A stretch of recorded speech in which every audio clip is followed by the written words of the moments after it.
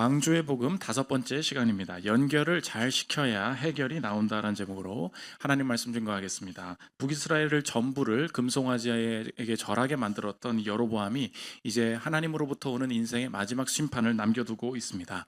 아들이 병이 나게 되는데 이 일을 통해서 하나님은 이 본문을 통해 우리의 삶에 일어나는 모든 사건들, 모든 일을 어디와 연결시켜야 되는가, 우리 삶에 일어난 사건의 연결점을 보여주고 있다는 것입니다. 삶에 이번 주에도 많은 일들이 벌어지지 않았습니까? 승진에 떨어지기도 하고 병이 나기도 하고 어떤 사람과 만나기도 또 헤어지기도 하는데 어떤 사건들이 있는데 이 사건이 벌어졌을 때 단순히 이 사건을 어떻게 해결해야지가 아니라 이 사건은 어디로부터 왔고 무엇과 연결되어서 이 사건이 벌어지게 된 것인가, 사건의 연결점을 바르게 찾을 때 우리의 삶에 바른 해결, 바른 복된 길을 걸을 수 있다는 것입니다. 오늘 내 삶에 당면한 문제가 무엇과 관련된 일이고 무엇과 연결시켜야 될지, 이 사건의 연결점에 대해서 살피는 시간 갖도록 하겠습니다. 세 가지로 나눠서 살피겠습니다. 첫째로 살필 것은 사건의 연결점입니다. 오늘 여로보암의 아들이 병들었다 이야기합니다. 성경이 관심을 가지고 물어보는 질문은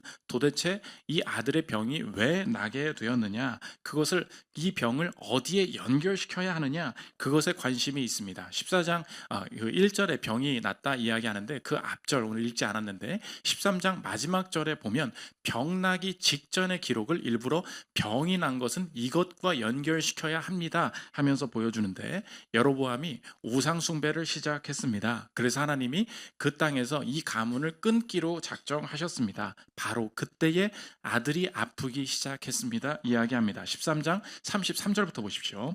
여로보암이 이 일 후에도 그의 악한 길에서 떠나 돌이키지 아니하고 다시 일반 백성을 산당의 제사장으로 삼되 누구든지 자원하면 그 사람을 산당의 제사장으로 삼았으므로 이 일이 여로보암 집의 죄가 되어 그 집이 땅 위에서 끊어져 멸망하게 되니라.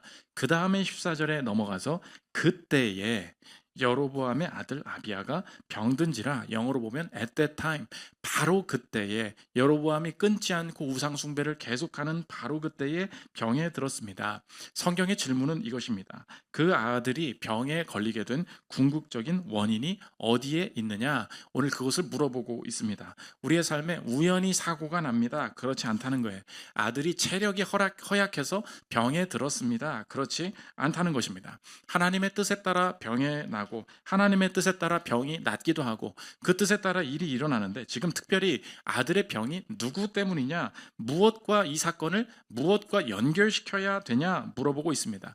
여로보암의 행위 때문에 이 아들이 병이 나게 되었다 이야기합니다. 무슨 말입니까? 오늘 저와 여러분이 오늘 행하는 일, 오늘 결정하는 일, 하나님 앞에 어떤 방식으로 서 있느냐에 따라서 우리의 삶의 내 주변에 벌어지는 일이 파생적으로 연결되어서 내 남편에게, 내 아내에게, 내 자녀에게, 내 주변 직원들에게 일어나는 일, 그 벌어지는 일이 무엇과 연결되어 있다는 거예요. 여로보암의 오늘의 행위 때문에, 내 오늘의 한 가지 행위, 한 가지 결정 때문에 그것이 연결되어서 나타난다. 그래서 단순한 하나의 병든 사건인 것 같지만 우리의 시야를 넓혀주고 있는 거예요. 하나의 사건이 아니라 연결된 일로 보여주는 것이 오늘 성경 저자의 의도라는 것입니다. 본문이 보여주는 메시지를 정리하면 제목과 같다는 것입니다.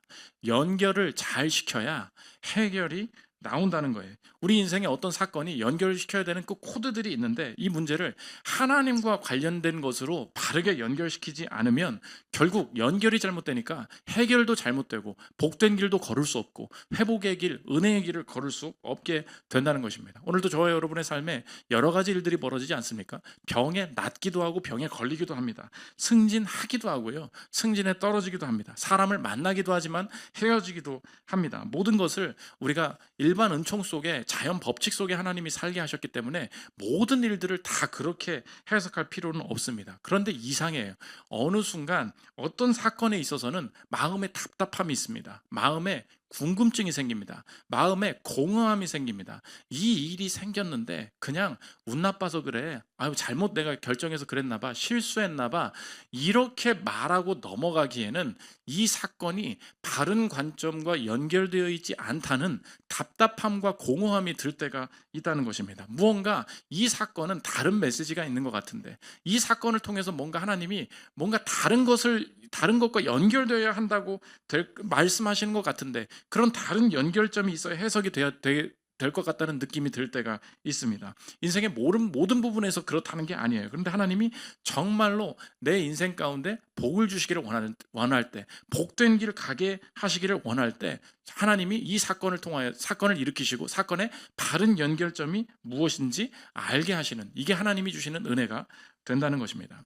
제가 그 대학교를 다닐 때 정말로 하나님을 마음속에서 이렇게 잠깐 구석으로 모셔놓고 하나님을 제외하고 내 미래를 찾아야 되겠다고 이리저리 학부 캠퍼스를 정말로 열심히 돌아다녔던 기억이 납니다. 모든 교수님 다 만나고요, 상담 잡고요, 내가 뭔가 이루어내고야 말겠다, 내가 이 사람한테 잘 보여가지고 그 자리를 따내고야 말겠다, 모든 학회 모든 세미나 다 참여하고 그 동시에 수업하고 과제하고 그렇게 하면서 가는데 아직도 그 기억이 납니다. 수업을 가야 되는데 학교 건물에 엘리베이터가 있었어요. 나는 엘베 타는 시간도 아깝다. 이걸 기다리고 있냐. 나는 계단 가가지고 내가 원하는 자리가 있거든요. 거기 가서 앉아가지고 그 교수님한테 잘 보이고 수업 들을 거다. 바다다다다 계단을 내려가는데 마지막 그 순간에 스텝을 잘못 밟아서 오른쪽 발이 완전히 접질려서 꽉 눌리게 된 거예요. 그래서 그 수업 못 가고 바로 병원에 갔습니다. 그래서 지금도 그걸 나았는데 지금도 비가 오면 여기가 막 시큰거리고 아프고 그래요. 제가 지금 무엇을 하고 있습니까? 오늘 제가 풋살을 나가게 되는데 제 팀이 제가 잘 골을 못 넣으면 제가 못할 수도 있는 이유가 있다는 거를 지금 계속 빌드업을 해 온 거라는 것입니다. 근데 우리는 그 순간 알아요. 제가 그때도 뭐 했냐면 그때는 챗GPT가 아니라 네이버 지식인이었습니다. 이 동네에 정형외과 잘하는 데 없나요? 어떻게 하면 나을 수 있다더라. 이것은 어떤 병명이다. 그리고 이 치료의 기간에는 얼마가 걸린다. 이걸 막 그 검색을 해보고 있는데 하나님이 그 순간에 내 인생에 다른 마음 주시는 거예요. 이 사건 그것 때문에 일어난 거 아니야. 그 마음을 확 주시는 거예요. 내가 잘못해서 접질렀지 아니에요. 며칠이면 금방 낫는데 지금 그게 문제가 아닌 거예요. 하나님이 지금 하나님 떠나서 매우 열심히 사는 것 같지만 매우 방황하면서 야 이것도 해봐야 될까 저것도 해봐야 될까 내 미래의 커리어는 어떻게 열릴까 내가 열심히 하면 되겠지 하고 계속해서 쫓아다니는 이 스텝에 대해서 하나님이 뭔가 다르게 말씀하시기를 원하시는구나. 하나님이 이 방황 그치길 원하시는구나. 하나님이 오히려 하나님과 연결되어서 참된 복된 길, 평안한 길, 안전한 길 걷게 하시기 위해서 하나님이 이 사건을 일으키셨구나. 어느 순간에 이 사건이 그냥 다리를 접질린 행동이 아니라 하나님과 연결되어 있는 행동이라고 확 연결이 되니까 이 치료를 받고 있는데 깁스를 딱 하고 나와서 그냥 확신이 드는 거예요. 이건 가만둬도 낫겠다는 생각이 드는 거예요. 치료를 어떻게 받아야지 지금 이 주제를 완전히 벗어난 거예요. 그냥 마음에 주세요. 이거는 그냥 냅두면 낫게 될 거야. 알아서 낫게 될 거야. 근데 오히려 내 삶에 잘못된 연결이 있었구나. 이거 어느 선생님한테 가면 금방 낫는데요. 이 병원이 좋대요. 이게 죄악이라는 거예요. 이거 그만하라는 거예요. 이거 하나님께서는 이걸 원하시는 게 아니라 이 사건이 내 삶에 왜 주어졌을까? 하나님 없이 내 인생 내 마음대로 살고 있었구나. 오늘 저와 여러분의 삶에 본문을 통해 주시는 적용이 무엇입니까? 이렇게 적용해 보십시오. 오늘 여러분의 삶에도 그럴 거예요. 도대체 이 벌어진 이 사건을 혹은 이 일을 어디에 연결시켜야 될지를 모르겠다고 생각이 드는 순간이 있어요. 어느 순간에는 그냥 운 나쁜 일이다, 뭐 인생이 다 그렇지 뭐 넘어가는데 안 넘어가져요. 어떻게 나한테 이런 일이 생기지? 어떻게 저 사람이 나한테 이런 식으로 대화하지?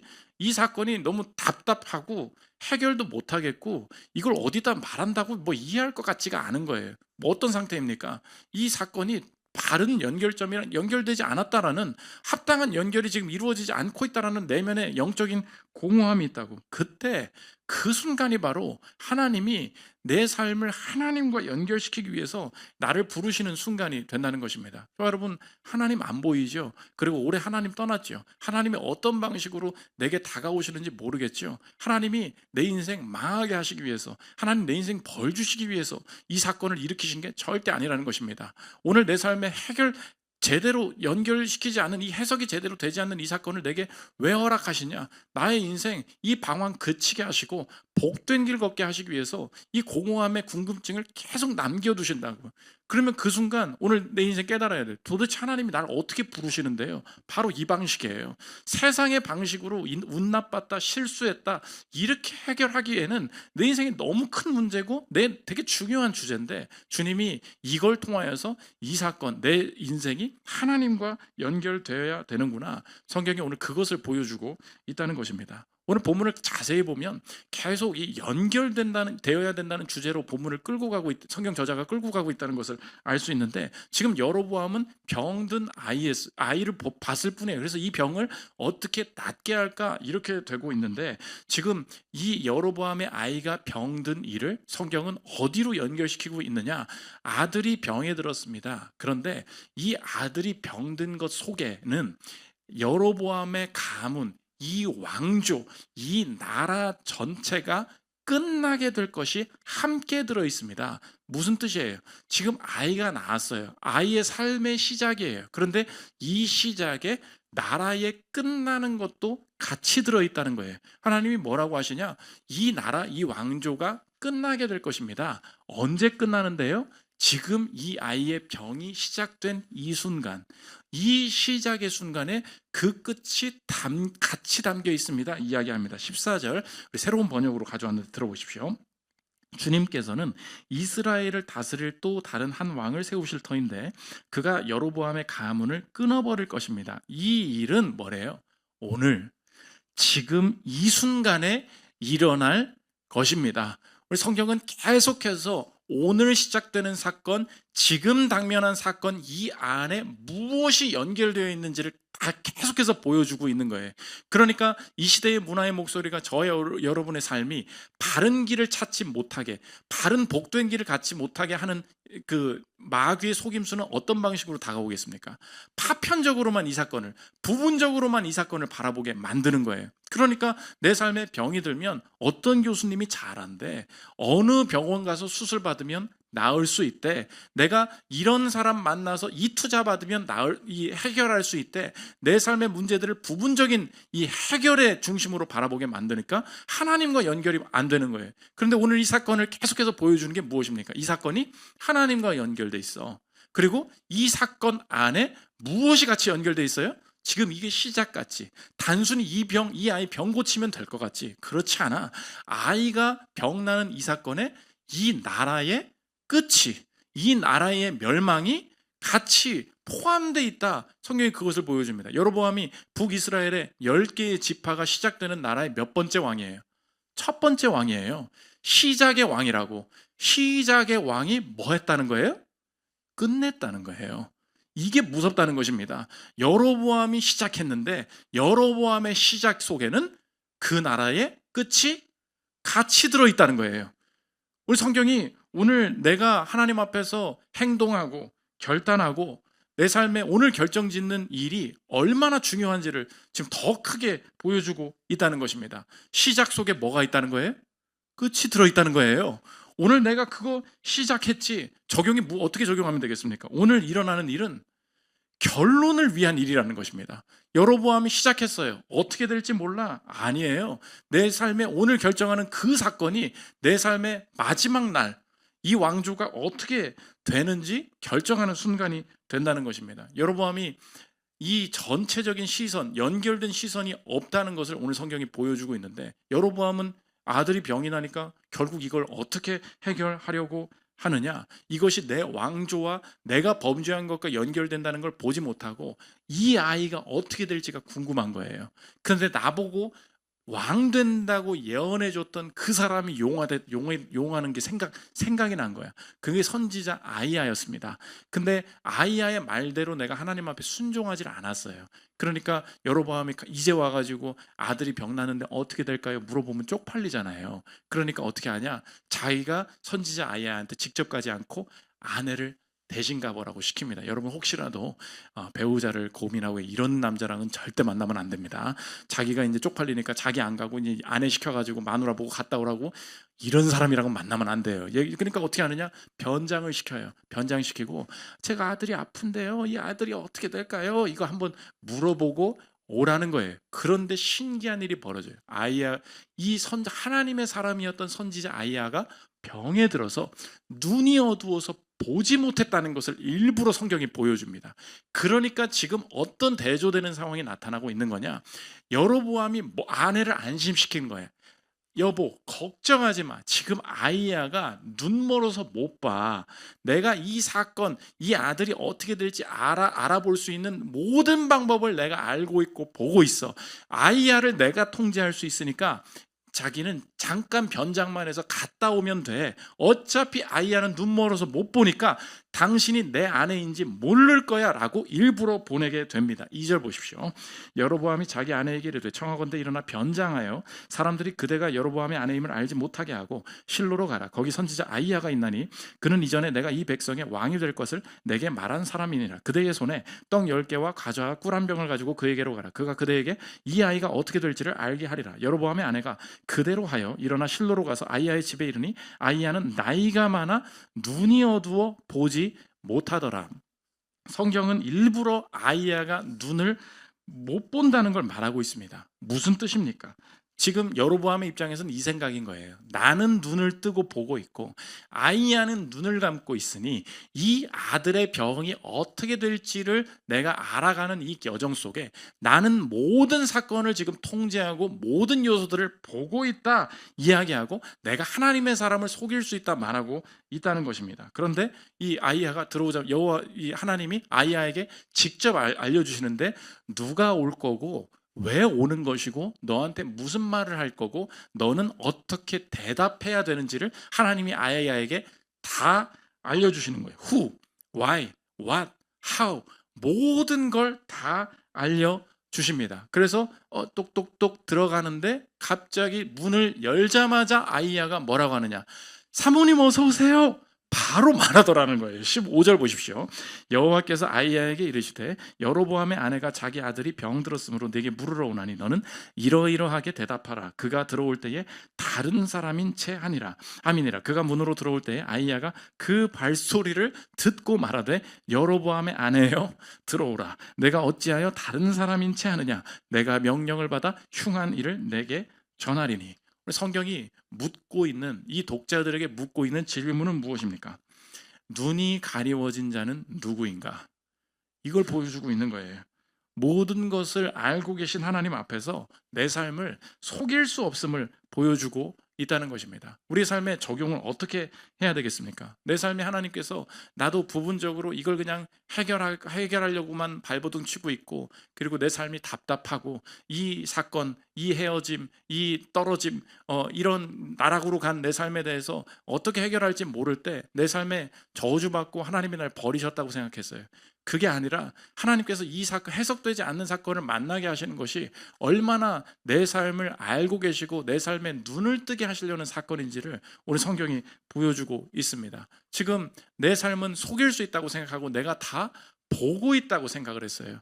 근데 적용이 무엇입니까? 저 여러분의 삶에 하나님과 연결해서 이 상황이 다시 보이기 시작하는 거, 그것이 하나님께서 이 사건을 통하여서 내 삶에 주시고자 하는 은혜이자 내 삶에 눈을 뜨게 만드시는 하나님의 구원의 역사가 된다는 것입니다. 지금까지 계속해서 부분적인 파편적인 해결만을 찾으러 돌아다녔던 내 삶의 요소들에는 무엇이 있습니까? 그 선생님 만나야 된다더라. 그 친구랑 친해지게 만들겠다. 내가 그 학원을 보내겠다. 내가 이번 투자의 기회를 잡겠다. 그 학생 잡아야 된다. 그거 다 뭐예요? 부분적인 해결. 내가 다 알고 난 읽을 수 있다고 생각했어요. 그런데 오늘 성경이 물어보는 거예요. 정말로 눈이 가리워진 자는 누구인가? 여로보암은 자기가 다 알고 있다고 생각하는데 아이야가 눈 멀었으니 내가 할 수 있다고 생각하는데 하나님이 이미 다 알고 계셨고 하나님과 연결되지 않으면 이 사건의 해결을 얻을 수 없다. 오늘 사건의 연결점을 성경이 보여주고 있다는 것입니다. 두 번째로 살펴볼 것은 상실 속의 존재입니다. 하나님이 이 아이의 그 미래를 말씀해 주십니다. 아이는 하나님 품에 안기게 될 것이다. 죽게 될 것이다 이야기합니다. 다만 이 아이가 구원을 받아서 하나님 품에 안기게 될 것이다. 아이였지만 하나님을 향한 선한 뜻을 품었던 자이다. 그런데 이 땅에서는 이 아이가 하나님의 뜻이 있기 때문에 이 아이가 지금 병들어서 죽게 된다 말씀해 주십니다. 이 아이가 죽는 방식을 자세히 묘사하는데 거기에 깊은 메시지가 있다는 것입니다. 이 아이가 그냥 죽지 않고 이 아내가 아이야와 대면한 다음에 다시 집에 돌아갈 때 성읍의 발을 디딜 때 너의 현관문을 열고 이 도어락 입력해서 문을 현관문을 열고 이 문지방을 넘어가서 한 발짝 딱 딛는 그 순간에 너의 자녀가 죽게 될 거야. 이 아이가 죽는 순간에 문지방을 넘어갈 때 죽게 될 것이다. 죽는 방식을 자세하게 묘사합니다. 12절 보십시오. 너는 일어나 내 집으로 가라. 내 발이 성읍에 들어갈 때에 그 아이가 죽을지라. 온 이스라엘이 그를 위하여 슬퍼하며 장사하려니와 여로보암에게 속한 자는 오직 이 아이만 묘실에 들어가리니 이는 여로보암의 집 가운데에서 그가 이스라엘의 하나님 여호와를 향하여 선한 뜻을 품었음이니라. 이 아이는 죽을 때 하나님 품에 안기게 되겠지만 오늘 여로보암의 가정 안에서 이 땅에서 보여주실 일이 있기 때문에 여로보암에게 이 아내가 집으로 돌아갈 때 죽게 될 것이다. 실제로 뭐 이상한 소리를 하시네. 이 예언을 듣고 다시 여로보암에게 이 아이가 이렇게 된대요. 집에 말해주러 들어가는데 현관문을 딱 열고 신발 한 발짝 딱 디뎠는데 그 순간에 이 아이의 숨이 끊어졌다 이야기합니다. 17절 보십시오.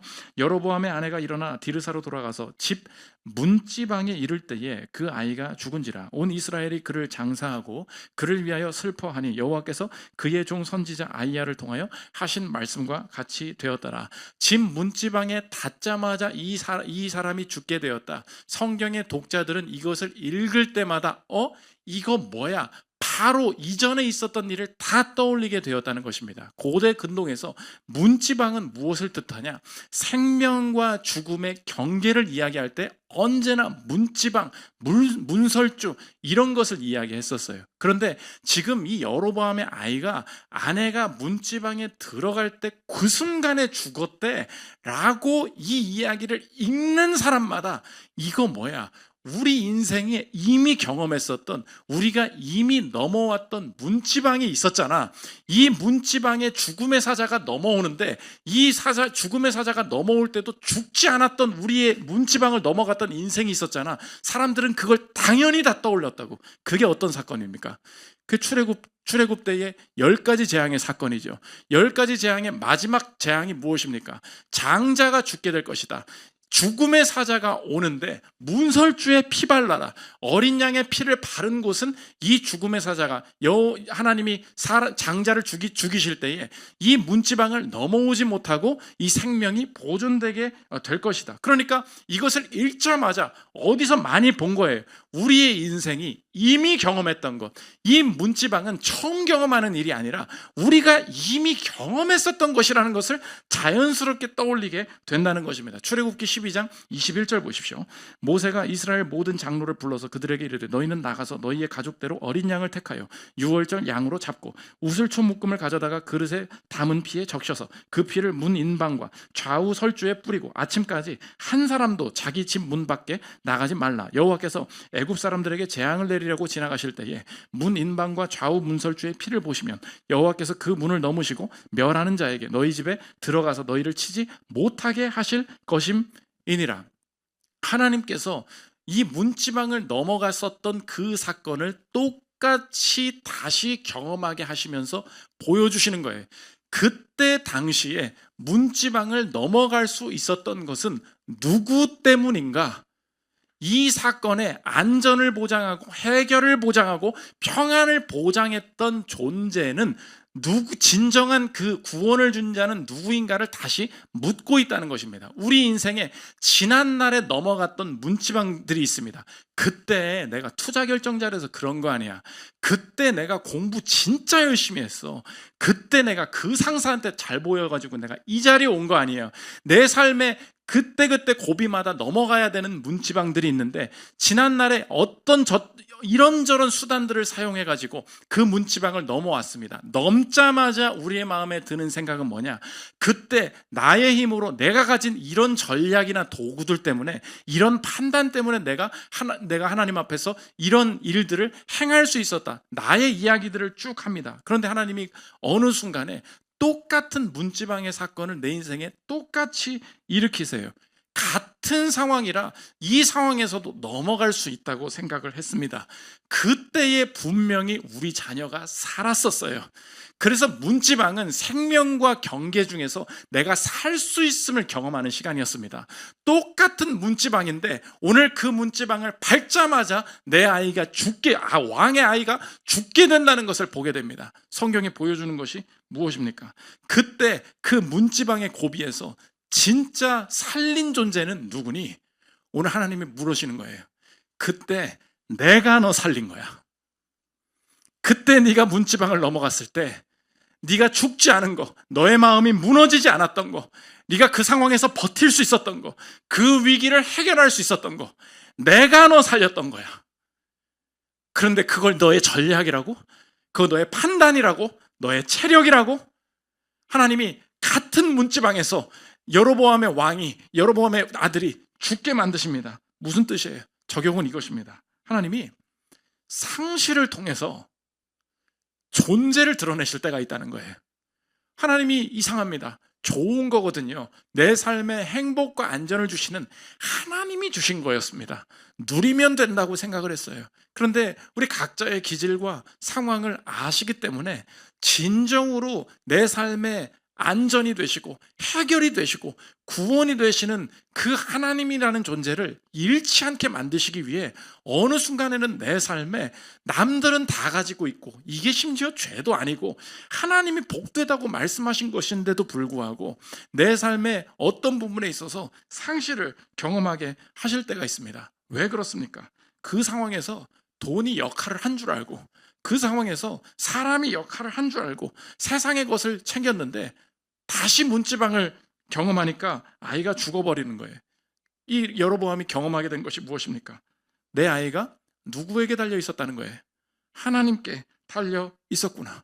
교수님 잘 만나면 낫는다고? 내가 그 병원에 입원할 수 있으면 나을 수 있다고? 또 언제까지 그럴래? 하나님이 그걸 보여주시는 거예요. 내 인생에 이 같은 문지방인데 왜 그때는 넘어갔고 왜 지금은 넘어가지 못하는가? 이 상실의 순간에 드러내시는 게 뭐예요? 진정으로 하나님이 존재하시고 하나님이 내 인생을 넘어가게 하시는 거구나. 그러므로 저와 여러분의 삶에 실제로 우리의 유익과 회복을 위해서 하나님께서 우리의 인생에 있는 것을 의도적으로 가져가실 때가 있습니다. 벌 주시려고요? 아니에요. 우리 인생에 가장 복된 것 잃지 않게 하시기 위해서, 그리고 그분을 추상적으로 알았던 거, 아유 맞아요, 하나님도 은혜 주셨죠. 들어보면 알아요. 저분 안 믿고 있다는 거. 그 목사는 딱 알아요. 저분이 말하는 이 하나님의 단어에 무게를 질 수가 있어요. 이거 5kg짜리야. 이것만 150kg짜리야. 하나님이 하셨어요. 그렇다고 저한테 말할 때 너무 힘주지 말아요. 다 티나니까. 근데 어느 순간에 하나님이라는 은혜라는 그 단어에 무게가 바뀔 때가 있습니다. 실제로는 내가 이 안에 만나서 잘 된 거예요. 실제로는 내가 이 사업 잘해서 된 거예요. 아니에요. 정말 하나님이 지켜주셨어요. 하나님이 넘어가게 하셨어요.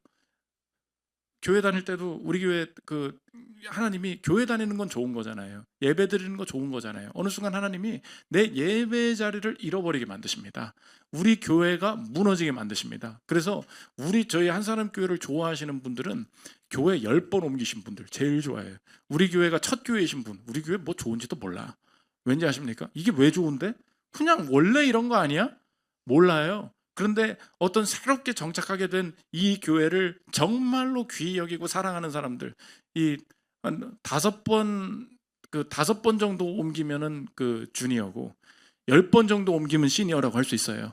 장로님들 서로 싸우고 막 주먹 다짐하는 거 한 3번은 봐야 되고요. 교회 재정 횡령한 거 뭐 2억 이상, 뭐 2천만 원은 뭐 말도 아니고 한 2억 이상 뭐 떼먹은 거, 그런 거 해가지고 교회 파탄 나는 거 한 3번 봐야 되고요. 그러다가 주님, 왜 저의 인생에 하나님을 예배하고자 하는데 그런 걸 다 잃게 만드십니까? 광야로 나를 막 내보내실 때가 있어요. 다 상실이에요. 뭐가 내 인생에 힘이 되는지, 힘이 됐다고 생각하는 것마저 다 잃게 만드세요. 왜 그러죠? 이 문지방에서 넘어가게 하시는, 진짜 나의 인생에 이 내면을 붙드시고 나를 살게 하시는 분은 누구인가? 그 보이지 않는 하나님께서 이 상실 때에만 그분의 존재가 드러나실 수 있기 때문에 내 인생에 그때 회복하게 하신다는 것입니다. 오늘 저 여러분도 여로보암처럼 아이 살리려고 하나님 내가 이러고 있었군요. 도대체 이 병을 어떻게 고치시? 하나님 이 시선 때문에 내가 망할 뻔했는데 하나님께서 겪게 하시는 이 사건 때문에 하나님 연결돼서 보게 하시니 감사합니다. 그리고 이 문지방이라는 넘어갈 때 이 상실하게 되는 이때에 내 좋은 것 주님이 벌로 저주로 가져가시려고 이걸 주신 게 아니라는 것을 깨닫습니다. 하나님 그때의 문지방을 넘어갔던 것이 내 힘인 줄 알았다고 생각했던 거 다시 생각하기를 원합니다. 오늘 문지방에서 이게 뭐라고 넘어가지 못하는 내 인생을 하나님 처절하게 보게 하시니 감사합니다. 저 여러분 함부로 말하지 마십시오. 뭐 그걸 취업을 하나 못해서 그래. 뭐 그 돈 벌면 되는 거잖아. 뭐가 그게 어렵다고 그래. 야 그냥 이런 식으로 일하면 되잖아. 이런 식으로 풀면 되잖아. 이런 식으로 살면 되잖아. 그런 줄 알았어요. 어느 순간 깨닫게 됩니다.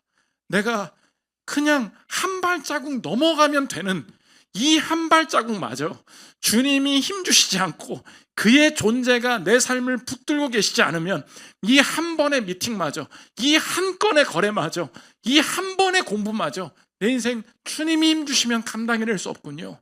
그 상실 속에 참된 우리에게 힘되신 존재를 깨닫게 된다는 것입니다. 마지막 세 번째, 끝에서부터 시작입니다. 오늘 여로보암이 시작하는 왕이었는데 그 시작 속에 끝에 멸망이 다 포함되어 있었다. 이 사건이 모든 것이 하나님과 끝과 연결된 중요한 사건이라는 것을 보여줍니다. 우리의 인생을 보여주는 거예요. 우리의 인생이 처음 태어나서 시작합니다. 저와 여러분, 우리가 태어나서 끝이 정해지지 않았다고 착각하며 살아요. 그 착각입니다. 태어나는 자마다 우리의 끝이, 우리의 인생의 결론이 정해져 있어요. 그게 무엇입니까? 그 죽음이죠. 내 인생에 하나님 앞에서 내가 죄인으로 태어났기 때문에 하나님 앞에서 심판받고 죽을 수밖에 없다. 그래서 사람은 끝을 만들어가는 게 아니에요. 태어날 때 정해져 있어요. 태어날 때 결론을 같이 가지고 태어난다고. 그게 뭐예요? 그게 죽음입니다. 로마서 3장 23절 보십시오.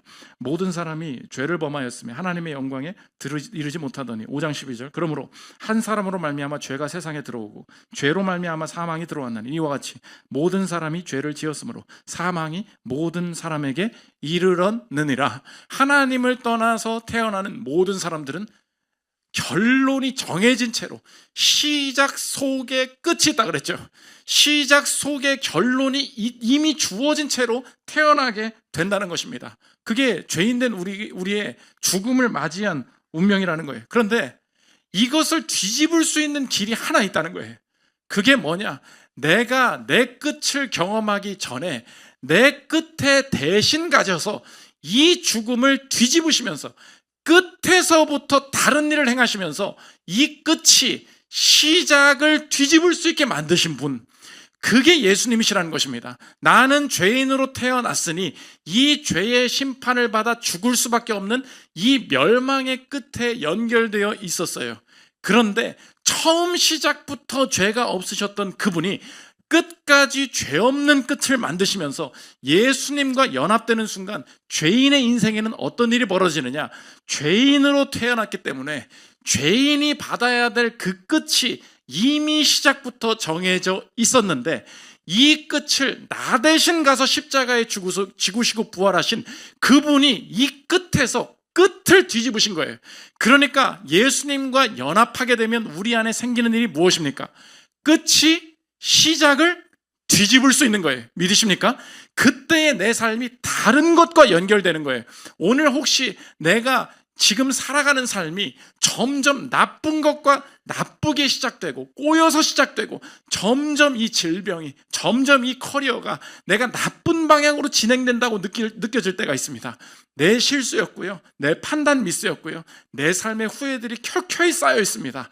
그런데도 불구하고 내 삶에 소망을 가질 수 있는 것은 맞아, 이렇게 시작했으니 우리 가정이 이런 재정 상황밖에 안 되니까, 내 자녀가 이런 지능밖에 안 되니까, 이런 상황 속에서 직장 생활을 하는데 자녀 양육을 하는데 제대로 되겠어? 우리 인생의 한계를 느끼는 게 뭐예요? 시작이 잘못됐다는 거예요. 내 인생의 시작이 잘못됐다. 여기 소망이 무엇입니까? 시작 속에 끝이 있다고 했으니 결국 이렇게 가봐야 멸망밖에 없겠구나. 예수님이 주시는 새로운 소망은 무엇입니까? 끝이 시작을 뒤집을 수 있다는 거예요. 내 삶이 영생의 끝으로, 선한 복된 끝으로, 새로운 예수님을 믿을 때 우리의 끝의 연결이 다르게 바뀌게 됨을 믿으십니까? 그게 예수님이 내게 주시는 소망이 된다는 것입니다. 로마서 8장 1절 2절 우리 한번 같이 읽겠습니다. 같이 읽겠습니다. 시작. 그러므로 이제 그리스도 예수 안에 있는 자에게는 결코 정죄함이 없나니 이는 그리스도 예수 안에 있는 생명의 성령의 법이 죄와 사망의 법에서 너를 해방하였음이라. 끝이 바뀌게 되었다는 것입니다. 멸망의 끝은 이미 사라져버렸다는 거예요. 그래서 이 말을 피터 라이타르트라는 교수님이 이렇게 멋지게 표현합니다. 들어보십시오. 예수의 죽음은 여로보암의 선한 아들의 죽음과 달리 사태의 종결을 의미하지 않고 사태의 시작을 의미한다. 왜냐하면 예수의 죽음은 그의 부활이 뒤따르기 때문이다. 예수의 죽음은 파괴로 이끄는 거꾸로 된 유월절이 아니라 하나님의 백성을 해방하는 참된 유월절이다. 예수를 통해 과거로부터 우리를 괴롭히는 죄책은 용서되고 용서와 성령의 새롭게 하심을 통해 세상은 누구도 감히 소망하지 못했던 미래를 향해 열리게 된다. 이것이 복음이다. 뭐래요? 끝이 시작을 뒤집는다는 것. 눈물이 씻기고 저주가 제거되고 죽은 자들이 살아난다는 것. 세상은 그 시작들 때문에 어떤 특정한 끝에 정죄되지 않는다. 왜냐하면 그리스도 예수 안에 있는 자들에게는 결코 정죄함이 없기 때문이다. 오늘 여러분의 인생에, 내 인생의 시작 자체가 별로다. 시작 자체가 저주받았다. 진행 자체가 남들보다 너무 열등하다 생각하고 계신 분 계십니까? 우리의 소망 없음이 뭐예요? 시작 안에 끝도 있다고 생각하기 때문이에요. 결국 그렇게 끝나던데요. 우리 새로운 소망이 무엇입니까?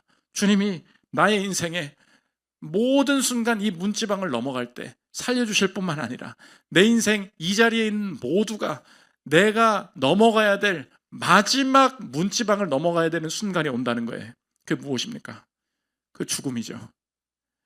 이 문지방을 넘어가면 내 인생 죽게 되고 내 인생 멸망하게 되는데 예수 그리스도께서 이 끝에 나 대신 앞서가셔서 이 문지방을 나 대신 넘어가시고 이 죽음에서도 생명이 나올 수 있도록 영생과 소망을 내게 주셨음을 믿으십니까? 그러면 예수님 믿을 때 주님 알 수 있겠습니다. 내 인생에 이 문지방을 넘어가는 것 같지만 결코 넘어갈 수 없는 마지막 죽음을 향해서 내 인생에 한 발자국 내디딜 때 주님이 대신 앞서가셔서 예비하며 기다려주신 그분의 은혜 때문에 내가 그 문지방을 넘어갈 때 살게 되고 부활을 얻게 되고 영생을 얻게 될 줄 믿겠습니다. 그러면 오늘의 인생도 다시 볼 수 있겠군요.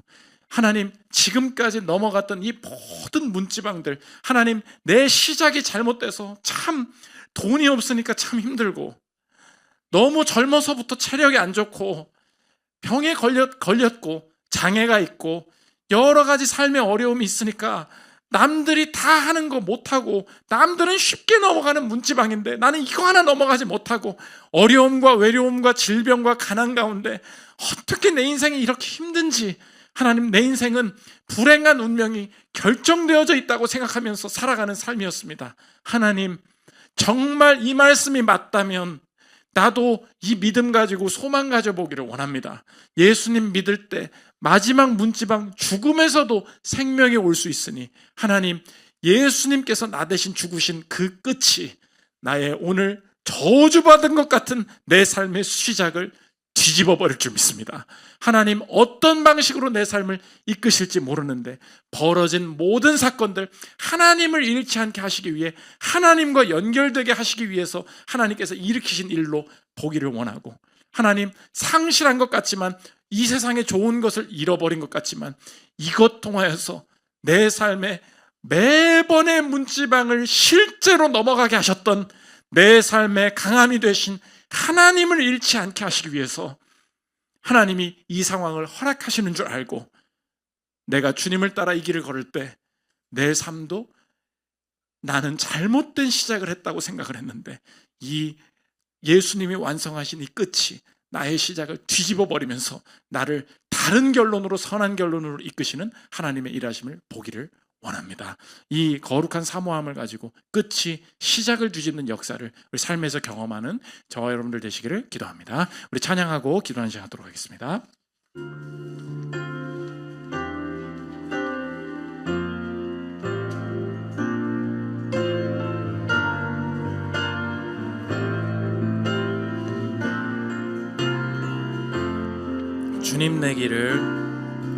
주님 내 길을 잘 아시고 내 걸음 아시네.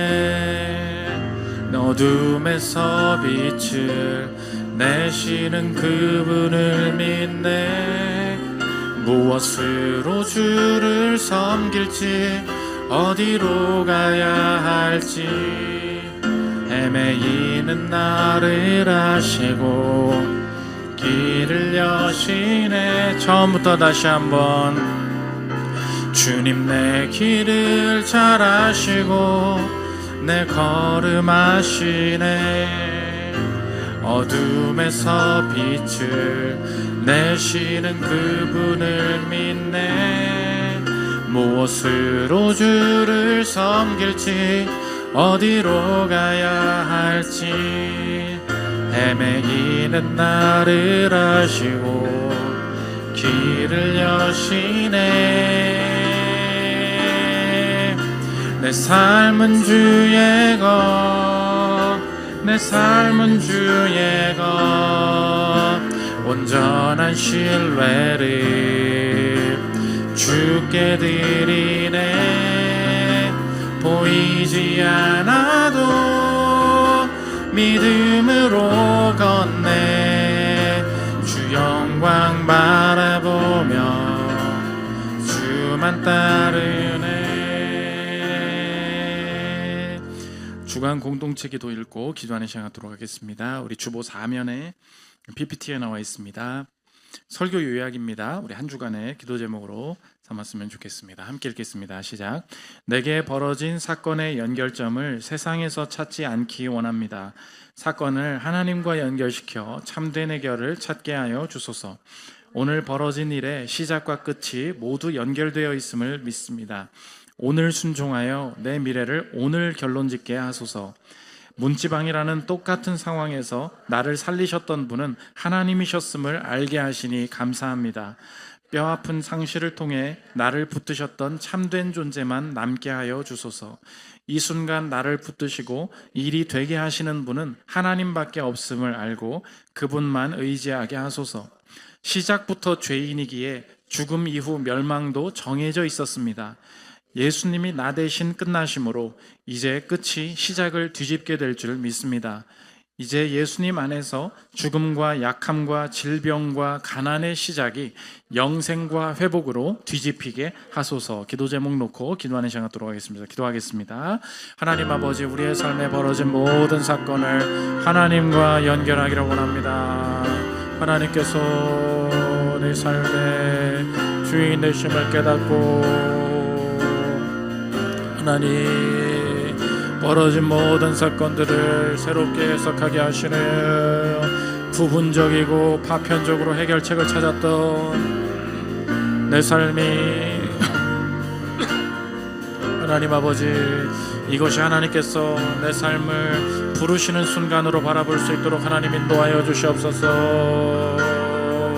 주님께서 내 삶을 선하게 이끄심을 깨닫고 하나님 사건의 연결점을 통하여서 하나님과 연결되는 시간이 될 수 있도록 주님 도와주시옵소서.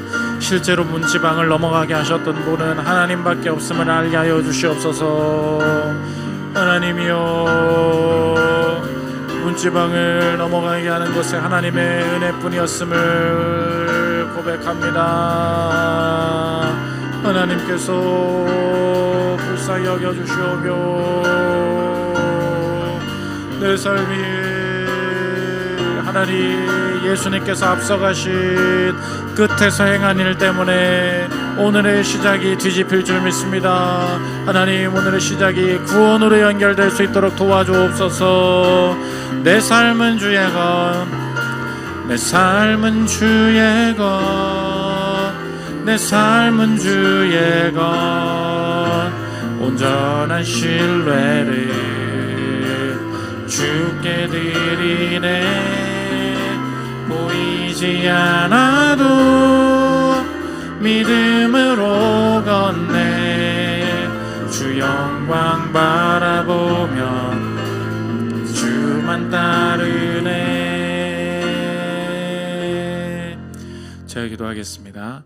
하나님 아버지, 이 사건을 도대체 어떻게 해석해야 될지 방황하는 인생이었습니다. 그 갈망과 영적인 공허함이 하나님 나 부르시는 순간인 줄 믿습니다. 오늘 이 시간 하나님과 연결되어서 하나님 이 사건이 종합적으로 하나님의 시선 안에 보이게 하여 주시고, 내가 맹인이었음을, 다 안다고 생각하는 내가 가장 보지 못하고 있는 사람이었음을 알게 하여 주셔서 하나님 안에서 오늘의 삶을 새롭게 바라볼 수 있도록 인도하여 주옵소서. 하나님, 문지방 내가 넘어갔다고 생각했었습니다. 하나님, 지켜주신 분은 주님이셨습니다.